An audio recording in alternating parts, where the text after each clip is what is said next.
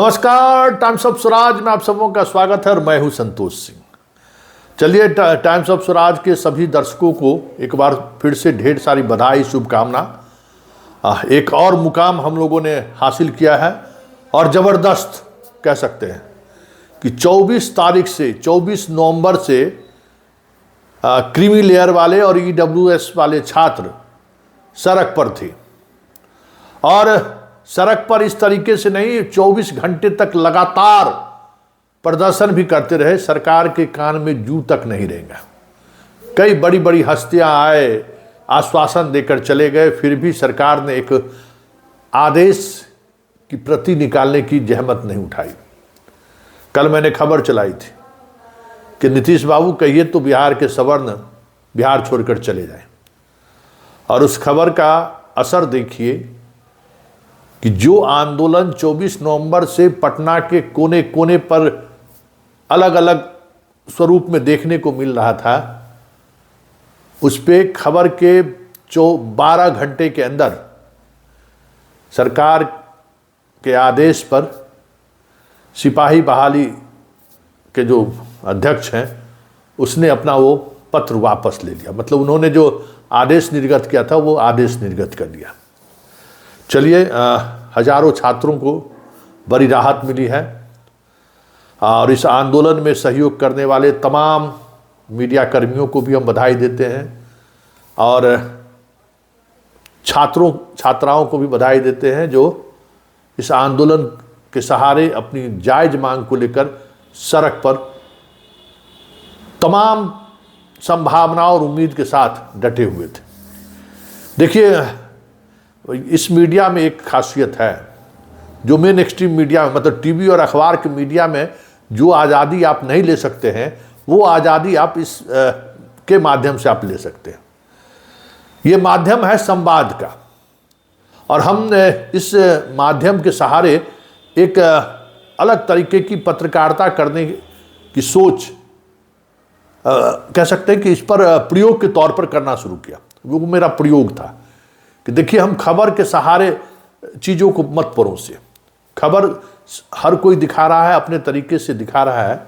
खबर के पीछे की खबर क्या है और खबर की वजह, उस खबर से कौन लोग प्रभावित हो रहा है, और जो प्रभावित वर्ग है उस वर्ग का सरकार पर कितना ट्रस्ट है, कितना विश्वास है, और सरकार उस वर्ग को लेकर किस तरीके का नियत रखता है। और हमें लगता है कि कई मौके पर यह प्रयोग सफल हुआ है। चाहे शिक्षक का मसला हो, चाहे किसी जिले के पुलिस कप्तान से जुड़ी हुई खबरें हो, सरकार से जुड़ी हुई तमाम इस तरीके की खबरें, जब से टाइम्स ऑफ स्वराज के माध्यम से हम लोग जनता की आवाज़ बनने की कोशिश की है, तब से ये बातें देखने को मिला है कि कहीं ना कहीं इम्पैक्ट मेन एक्सट्रीम मीडिया से ज़्यादा इम्पैक्ट पड़ता है, तो कि हम खबर नहीं दिखाते हैं। अब कल हमने जो सिपाही बहाली को लेकर जो रिटेन पास हजारों छात्र सरकार के तुगलकी मिजाज की वजह से जो सड़क पर 24 तारीख से प्रदर्शन कर रहे थे, जहां जैसे हो रहा था पुलिस उसके साथ कठोरता से पेश आ रहे थे, तो ये जो सारी बातें चल रही थी, जैसे ही सरकार को आईना दिखाया गया कि ये जो लोग हैं वो आपके वोटर हैं, भले वो जंगल राज के सहारे ही सही ये चीज़ें चल रही हैं, और आप अपने वोटर को किस तरीके से प्रताड़ित कर रहे हैं माननीय नीतीश कुमार जी, जरा देखिए। और इस खबर को चलाने के चंद घंटे के अंदर कई ऐसे सरकार के आसपास रहने वाले लोगों का फोन आया जिसका सार्वजनिक रूप से वर्णन करने की जरूरत नहीं है। और रात के 10 बजते बजते हमें लगता है कि ये तय हो गया था कि हम पत्र सुबह ऑफिस खुलते ही ये पत्र जारी कर दिया जाएगा। मतलब एकदम सही निशाने पर कह सकते हैं कि एकदम अर्जुन की तरह चिड़िया के आंख पर निशान देखना है, आए बाएं दाएं नहीं देखना, सीधा निशाने पर लगाइए।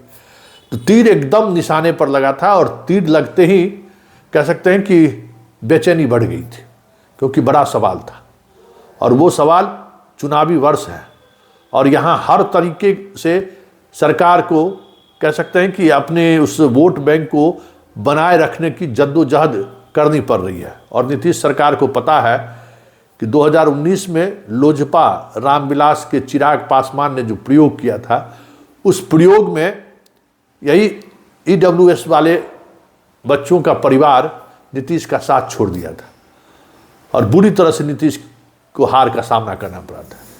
तो जैसे ही वोट बैंक की चर्चा हुई, जैसे ही वो थंबनेल के साथ खबर चलाया गया कि नीतीश बाबू कहिए तो बिहार के सवर्ण बिहार छोड़कर चले जाए, पूरा बिलबिलाहट होने लगी सब जगह। जैसे होता ना कि आप जा रहे हैं चूहा या केकड़ा पकड़ने के लिए तो बिल में पानी डालिए, जैसे ही पानी डालिएगा ना बुलबुला के सब बाहर निकालना शुरू कर देता है।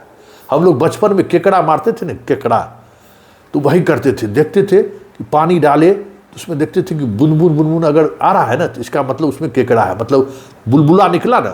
जैसे ही उस बिल में पानी डाले कि बुलबुला निकलना शुरू करता था, तो हम लोग समझ जाते थे कि अच्छा इसमें केकड़ा है। उसके बाद पूरा हाथ डाल के यूं निकालते थे। तो यही चीज़ है, वो तकनीक, इसमें हम एक्सपर्ट हैं ककड़ा मारने में। ननिहाल के हमारे इलाके में बहुत केकड़ा होता था धान के खेत में, सब लोग डरता था और हम एक्सपर्ट थे, हम दूसरे से एक्सपर्ट थे कोकड़ा मारने का।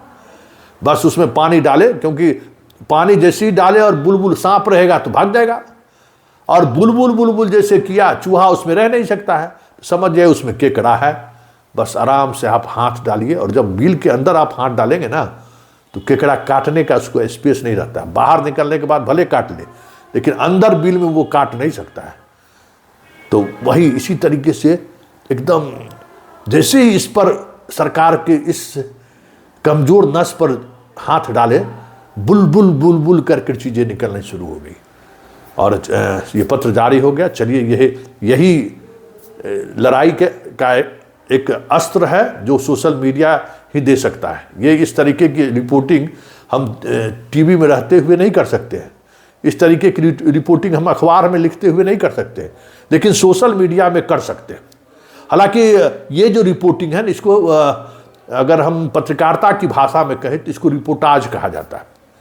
हम रिपोर्टाज लिखने के आदी रहे हैं, हम अखबारों के माध्यम से, मतलब एक ऐसा आप स्टोरी लिखिए जो स्टोरी पूरी तौर पे मतलब दर्शक के सामने में पूरी एकदम स्पष्टता के साथ उस स्टोरी से अपने आप को चित्रण करना शुरू कर दें कि हुआ क्या होगा वहाँ पे। तो ये रिपोर्टाज है। तो इसी रिपोर्टाज का हम सहारा ले रहे हैं इस मीडिया में आने के बाद। खबरें शिक्षक हड़ताल पर हैं, शिक्षक को ये नहीं हो रहा है, शिक्षक यहाँ परेशानी है, ये खबर नहीं है। खबर परेशानी का इम्पैक्ट क्या पड़ रहा है और जो परेशान हो रहा है वो कौन है। जब साथ इस तरीके का मुहिम अगर चलता है ना तो फिर सरकार असहज होती है, और उसी असहजता का ये परिणाम है कि टाइम्स ऑफ स्वराज की उस मिशन का 12 घंटे के अंदर, जो लड़ाई 24 तारीख से चल रही थी, 12 घंटे के अंदर सरकार को मानना पड़ा।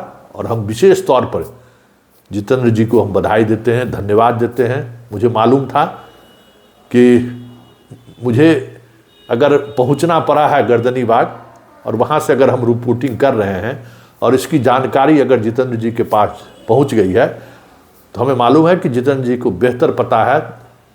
10-15 वर्षों का जो हम लोगों का रिश्ता है, उस रिश्ता में उन्हें पता है कि संतोष जी उन्हीं न्यूज़ पर हाथ डालते हैं जो न्यूज़ पर गौर करने वाली बात हो या फिर कुछ न कुछ अनजस्टिस हो रहा है। चलिए, धन्यवाद जितेंद्र जी, आपने ये पत्र जारी किया। हजारों छात्र और बिहार के ऐसे अभिभावक जो निराश हो चुके थे, क्योंकि भाई देखिए अब एक सीढ़ी बस बचा हुआ है नौकरी के लिए। इतने अच्छे तरीके से जितेंद्र जी परीक्षा लिए, कहीं कदाचार मुक्त परीक्षा हुआ है इस बार। पहली बार छात्र सब कह रहे थे कि ना इस बार चोरी नहीं चला है।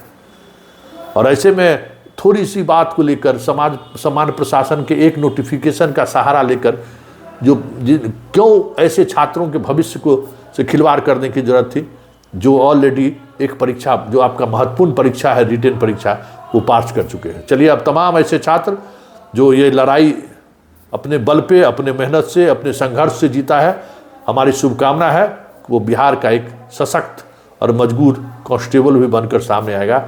और जैसे ही वो वर्दी पहनेगा, उस ईमानदारी की पाठ को याद रखेगा कि हमें आज जो नौकरी और आज जो वर्दी मिला है, वो एक ईमानदार लड़ाई का नतीजा है।